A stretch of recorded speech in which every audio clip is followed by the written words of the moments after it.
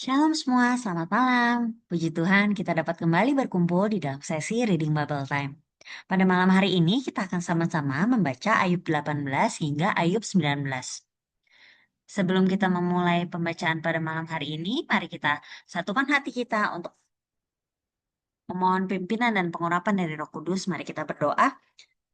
Ya Tuhan, kami mengucap syukur. Terima kasih Tuhan, Engkau sepanjang hari Tuhan telah menemani kami. Kami mengucap syukur untuk segala aktivitas yang boleh kami laksanakan. Dan saat ini kami bersatu hati, kami sama-sama akan membaca ayat 18 hingga 19 bersama-sama. Kiranya Tuhan pimpin pada malam hari ini Kristal yang akan menjadi pemandu setiap kami.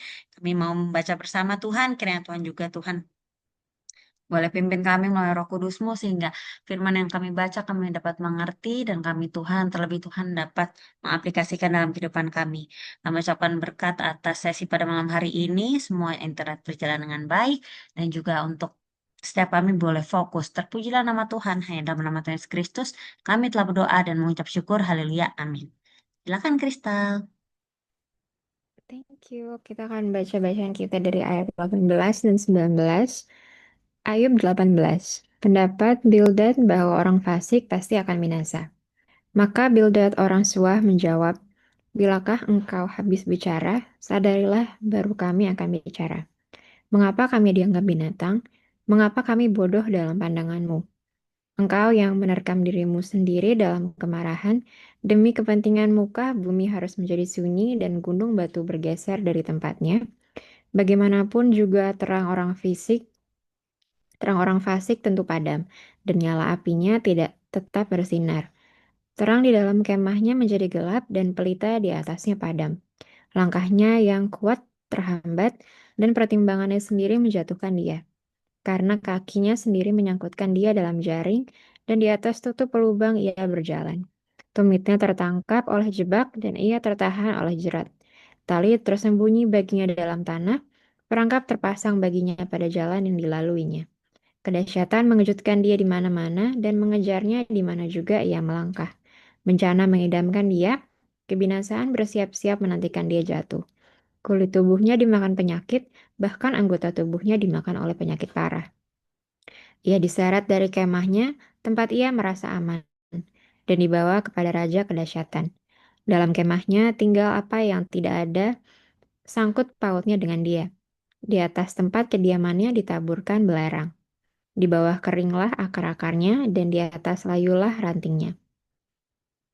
Ingatan kepadanya lenyap dari bumi, namanya tidak lagi disebut di lorong-lorong. Ia diusir dari tempat terang ke dalam kegelapan, dan ia dienyahkan dari dunia. Ia tidak akan mempunyai anak atau cucu cicit di antara bangsanya, dan tak seorang pun yang tinggal hidup di tempat kediamannya. Atas hari ajalnya, orang-orang di barat akan tercengang, dan orang-orang di timur akan dihinggapi ketakutan. Sungguh demikianlah tempat kediaman orang yang curang, begitulah tempat tinggal orang yang tidak mengenal Allah. Ayub 19. Ayub yakin bahwa Allah akan memihak kepadanya. Tetapi Ayub menjawab, "Berapa lama lagi kamu menyakitkan hatiku dan meremukkan aku dalam perkataan? Sekarang telah 10 kali kamu menghina aku, kamu tidak malu menyiksa aku. Jika aku sungguh tersesat, maka aku sendiri yang menanggung kesesatan itu. Jika kamu sungguh hendak membesarkan diri terhadap aku dan membuat celaku sebagai bukti terhadap diriku, insafilah bahwa Allah telah berlaku tidak adil terhadap aku dan menebarkan jalannya atasku. Sesungguhnya aku berteriak kelaliman, tetapi tidak ada yang menjawab. Aku berseru minta tolong, tetapi tidak ada keadilan. Jalanku ditutupnya dengan tembok, sehingga aku tidak dapat melewatinya, dan jalan-jalanku itu dibuatnya gelap. Ia telah menanggalkan kemuliaanku dan merampas mahkota di kepalaku.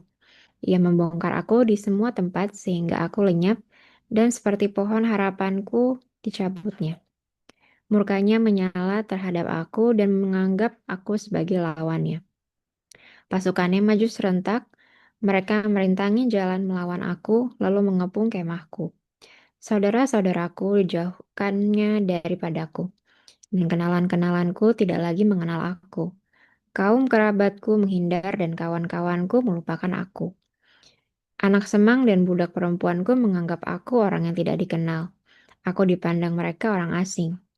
Kalau aku memanggil budakku, ia tidak menyaut. Aku harus membujuknya dengan kata-kata manis. Nafasku menimbulkan rasa jijik kepada istriku, dan bauku memualkan saudara-saudara sekandungku. Bahkan kanak-kanak pun menghina aku. Kalau aku mau berdiri, mereka mengejek aku.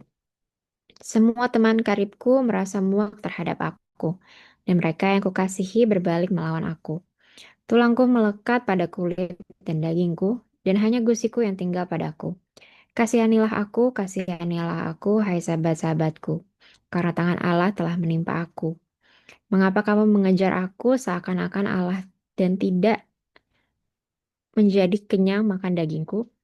Ah, kiranya perkataanku ditulis, dicatat dalam kitab, terpahat dengan besi pengukir dan timah pada gunung batu untuk selama-lamanya.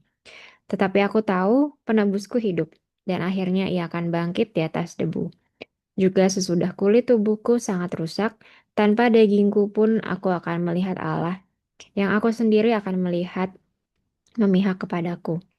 Mataku sendiri menyaksikannya dan bukan orang lain. Hati sanubariku merana karena rindu. Kalau kamu berkata, kami akan menuntut dia dan mendapatkan kepadanya sebab perkaranya. Takutlah kepada pedang, karena kegeraman mendatangkan hukuman pedang, agar kamu tahu bahwa ada pengadilan. Demikianlah pembacaan kita pada malam hari ini. Kalau untuk pembahasan pada malam hari ini, sebenarnya aku yang ada perenungan di pasal yang ke-19, di mana terkhususnya di ayat yang ke-25, di mana Ayub itu berkata, tetapi aku tahu penebusku hidup dan akhirnya ia akan bangkit di atas debu. Di situ kan sebenarnya seperti deklarasi iman dari Ayub kan. Nah, di situ dari pasal 18 dan pasal-pasal sebelumnya pun kita udah baca betapa Ayub ini mengalami penderitaan dan juga dia juga dikhianati sama orang-orang sekitarnya. Dan tapi di situ kita bisa melihat Ayub itu masih mengekspresikan em, dia itu masih berpengharapan em, dalam Tuhan, dimana nanti pastinya dia percaya bahwa Tuhan itu akan membawa redemption buat dia dan Tuhan itu akan membawa keadilan gitu buat Ayub dan Ayub pun percaya bahwa dia akan melihat Tuhan uh, in the flesh gitu, dia akan melihat Tuhan pada nantinya dan dia percaya dia akan bertemu sama Tuhan nantinya. Um, Menurutku juga di sini kita bisa belajar dari Ayubnya bahwa Tuhan itu memang satu-satunya adalah sumber pengharapan kita dan assurance kita juga dari Tuhan. Dan ketika kita mengalami situasi-situasi yang bahkan nggak semengerikan Ayub pun, em, itu adalah panggilan buat setiap kita supaya kita nggak punya iman yang goyah dan kita pun juga harus terus berpengharapan sama Tuhan gitu untuk masa depan kita. Gitu. Amin. Terima kasih Kristal. Aku juga merasakan hal yang sama dari pembacaan yang khususnya karena kita bahas Ayub 19 ya.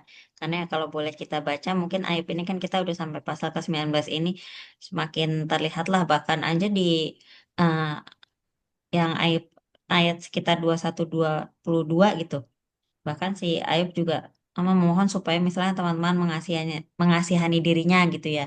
Tapi dalam keadaan itu Ayub pun Indian tetap menyatakan gitu bahwa penebusku hidup. Jadi ia tetap berpengharapan kepada Tuhan dan dia benar-benar mau fokusnya mau ke situ gitu.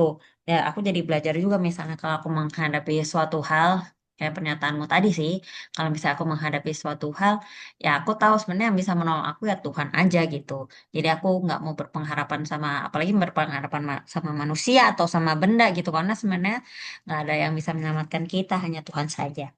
Mungkin itu tambahan dari aku. Dari kamu ada lagi, Kristal? Dari aku sudah. Oke. Kalau gitu Kita kita bisa lanjut baca. buka ayat Mas ya. Ya, ayat masnya terambil dari Ayub 19 ayatnya yang ke-25. Tetapi aku tahu penebusku hidup dan akhirnya ia akan bangkit di atas debu. Amin, mari kita satu dalam doa. Tuhan Yesus, terima kasih Tuhan karena pembacaan yang boleh kami sama-sama baca pada malam hari ini dan kami sudah merenunginya bersama-sama ya Tuhan. Kami bersyukur Tuhan karena Engkau adalah sumber pengharapan kami dan kami dapat mengandalkan Engkau dalam kehidupan kami ya Tuhan. Sekarang kami mau melanjutkan malam hari ini ya Tuhan, kami mau kembali beraktivitas. Kiranya Tuhan yang selalu menyertai kami dalam segala aktivitas kami. Dalam nama Tuhan Yesus, kami berdoa dan mengucap syukur. Amin.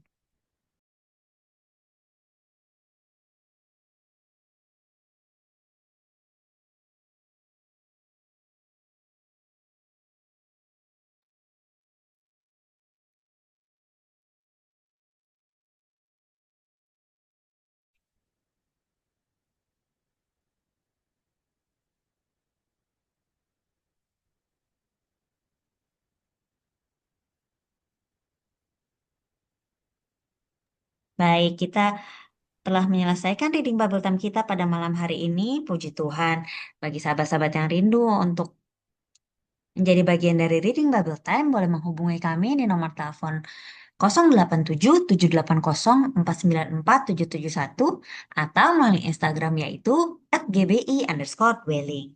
Terima kasih untuk perhatiannya. Sampai jumpa kembali di Reading Bible Time selanjutnya yaitu pada tanggal 30 Oktober 2025 hari Kamis pukul 20.00 WIB atau 21.00 WITA. Terima kasih, Tuhan Yesus memberkati. Shalom. Halo. Shalom.